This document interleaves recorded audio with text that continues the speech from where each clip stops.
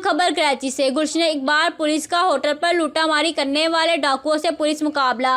चाय के hotel main अलामा शबीर उस्मानी road Quetta प्याला चाय का होटल ब्लॉक नंबर 1 गुलशन इकबाल में बैठे हुए अफराद से एक मोटरसाइकिल पर 2 अफराद मुसल्लह लूटमार कर रहे थे कि इसी दौरान थाना गुलशन इकबाल के मोटरसाइकिल पर गश्त मामूर पुलिस जवान गश्त करते हुए बाला होटल पर पहुंचे। मुसल्लह डाकुओं ने पुलिस पार्टी को देखते ही इन पर फायरिंग कर दी। जवाबी फायरिंग से एक डाकू जख्मी हुआ जिसकी शिनाख्त अयाज वल नूर अहमद जबकि दूसरा साथी तारक वल मलक अमान के नाम से हुई। बरामदगी छीने हुए 7 अदद मोबाइल फोन, 2 अदद पिस्टल्स, 30 बोर। जख्मी मुलजिम को बराए इलाज मालजा जना अस्पताल रवाना किया गया। हमायती न्यूज़ से गुल हसन इमरानी की रिपोर्ट। मजीद खबरों के लिए देखते रहें हमायती न्यूज़ HD।